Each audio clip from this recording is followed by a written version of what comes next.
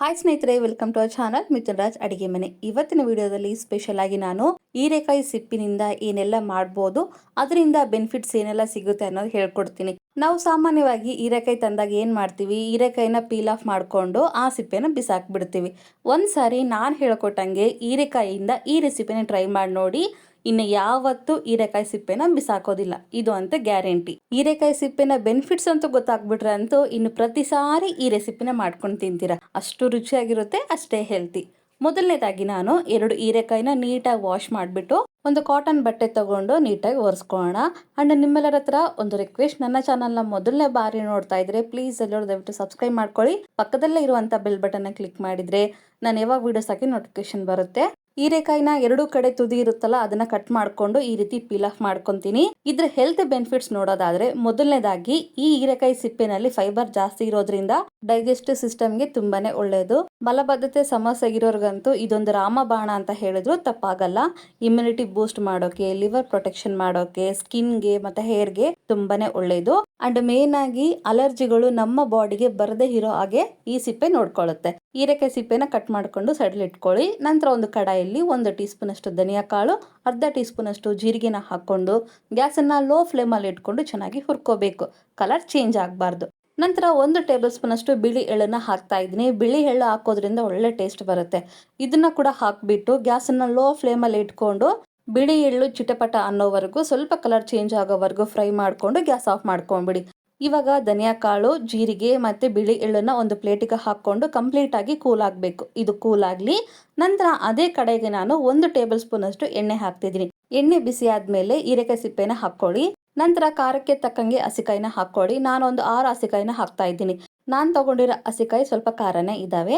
ನಂತರ 2 ಮೀಡಿಯಂ ಆಗಿರುವಂಥ ಟೊಮೊಟೊನ ಸಣ್ಣದಾಗಿ ಕಟ್ ಮಾಡಿಕೊಂಡು ಹಾಕೊಳ್ಳಿ. ಇವಾಗ ಗ್ಯಾಸನ್ನ ಲೋ ಫ್ಲೇಮಲ್ಲೇ ಇಟ್ಕೊಂಡು ಹೀರೆಕಾಯಿ ಸಿಪ್ಪೆ ಮತ್ತೆ ಹಸಿಕಾಯಿ, ಟೊಮೊಟೊ ಈ 3 ಚೆನ್ನಾಗಿ ಬೇಯಿಸ್ಕೋಬೇಕು. ಒಂದ್ಸಾರಿ ಈ ರೆಸಿಪಿನ ಟ್ರೈ ಮಾಡಿ ನೋಡಿ, ನಿಜವಾಗ್ಲೂ ಇದೇ ನಿಮ್ಮ ಫೇವ್ರೇಟ್ ರೆಸಿಪಿ ಆಗೋದಂತೂ ಗ್ಯಾರಂಟಿ. ಮುಚ್ಚಳನ ಮುಚ್ಚಿ ಲೋ ಫ್ಲೇಮಲ್ಲೇ ಬೇಯಿಸ್ಕೊಂಡು ಮತ್ತೆ ಮುಚ್ಚಳನ ತೆಗೆದು ಇನ್ನೊಂದ್ಸಾರಿ ಮಿಕ್ಸ್ ಮಾಡಿಕೊಂಡು ಮತ್ತೆ ಲಿಡ್ಡನ್ನ ಕ್ಲೋಸ್ ಮಾಡಿಕೊಂಡು ಬೇಯಿಸ್ಕೋಬೇಕು. ಇದೇ ಥರನೇ ಮಾಡ್ಕೋಬೇಕು. ಇಷ್ಟೆಲ್ಲ ಮಾಡೋಷ್ಟ್ರೊಳಗಡೆ ಬಿಳಿ ಎಳ್ಳು, ಧನಿಯಾ, ಜೀರಿಗೆ ಕಂಪ್ಲೀಟ್ ಆಗಿ ಕೂಲ್ ಆಗಿರುತ್ತೆ. ಇವಾಗ ಮಿಕ್ಸಿ ಜಾರಲ್ಲಿ ಹಾಕೊಂಡು ಎಷ್ಟು ಸಾಧ್ಯನೋ ಅಷ್ಟು ಫೈನ್ ಆಗಿ ಪೌಡರ್ ತರ ಮಾಡ್ಕೊಳ್ಳೋಕೆ ಟ್ರೈ ಮಾಡಿ. ಸಣ್ಣ ಜಾರಲ್ಲೇ ಮಾಡ್ಕೊಳ್ಳಿ, ಅವಾಗಾದ್ರೆ ಆದಷ್ಟು ಫೈನ್ ಆಗಿ ಪೌಡರ್ ತರ ಆಗುತ್ತೆ. ನೋಡಿದ್ರೆ ಇಷ್ಟಾದ್ರೆ ಸಾಕು. ಇದು ಸೈಡ್ಗೆ ಇರ್ಲಿ. 5-10 ನಿಮಿಷ ಆದಮೇಲೆ ತೋರಿಸ್ತಾ ಇದ್ದೀನಿ ನೋಡಿ, ಹೀರೆಕಾಯಿ ಸಿಪ್ಪೆ, ಟೊಮೊಟೊ ಮತ್ತು ಹಸಿಕಾಯಿ ನೀಟಾಗಿ ಫ್ರೈ ಆಗಿರುತ್ತೆ. ನೋಡಿದ್ರೆ ಇಷ್ಟಾದರೆ ಸಾಕು. ಇನ್ನೊಂದ್ಸರಿ ನೀಟಾಗಿ ಮಿಕ್ಸ್ ಮಾಡಿಕೊಂಡು ಇವಾಗ ಇದಕ್ಕೆ ಫ್ರೆಶ್ ಆಗಿರುವಂಥ ಕರಿಬೇವನ್ನು ಹಾಕ್ತಾ ಇದ್ದೀನಿ.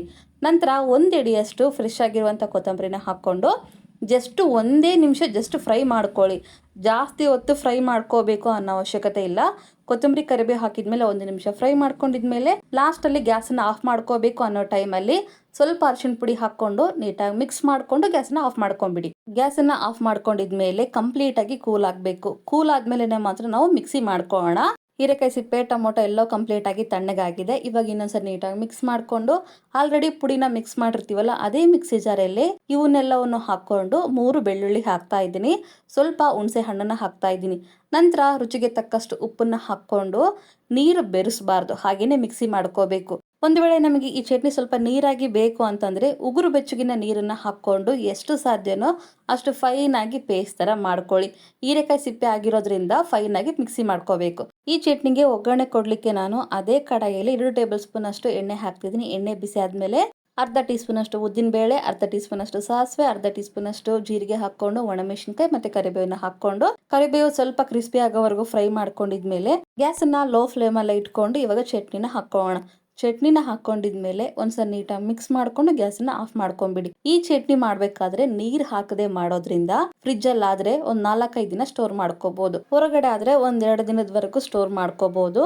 ಬಟ್ ಆದಷ್ಟು ನೀರ್ ಹಾಕದೆ ಈ ಚಟ್ನಿನ ಮಾಡೋಕೆ ಟ್ರೈ ಮಾಡಿ. ಒಗ್ಗರಣೆಯಲ್ಲಿ ಚಟ್ನಿನ ಹಾಕೊಂಡಿದ್ಮೇಲೆ ನೀಟಾಗಿ ಮಿಕ್ಸ್ ಮಾಡ್ಕೊಂಡು ಗ್ಯಾಸನ್ನ ಆಫ್ ಮಾಡ್ಕೊಂಡ್ಬಿಡಿ. ಹೀರೆಕಾಯಿ ಸಿಪ್ಪೆಯಿಂದ ಮಾಡಿರುವಂತ ಈ ಚಟ್ನಿ ಬಿಸಿ ಬಿಸಿ ಅನ್ನಕ್ಕೆ, ಚಪಾತಿ, ರೊಟ್ಟಿ, ಮುದ್ದೆ ಎಲ್ಲದಕ್ಕೂ ಸೂಪರ್ ಆಗಿರುತ್ತೆ. ಸಿಪ್ಪೆಯಿಂದ ಇಷ್ಟು ರುಚಿಕರವಾಗಿರುವಂತ ಚಟ್ನಿನ ಮಾಡ್ಬೋದು ಅಂದ್ರೆ ನಂಬಕ್ಕೆ ಆಗ್ತಿಲ್ಲಲ್ಲ.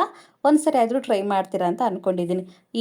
ಈ ರೆಸಿಪಿ ನಿಮಗೆ ಇಷ್ಟ ಆದ್ರೆ ನನ್ನ ಚಾನಲ್ನ like, share, comment and subscribe ಮಾಡ್ಕೊಳ್ಳೋದನ್ನ ಮಾತ್ರ ಮರಿಬೇಡಿ. ಓಕೆನಾ? ಮುಂದಿನ ವಿಡಿಯೋದಲ್ಲಿ ಮತ್ತೆ ಸಿಗ್ತೀನಿ. ಅಲ್ಲಿವರೆಗೂ ಟೇಕ್ ಕೇರ್. ಬಾಯ್.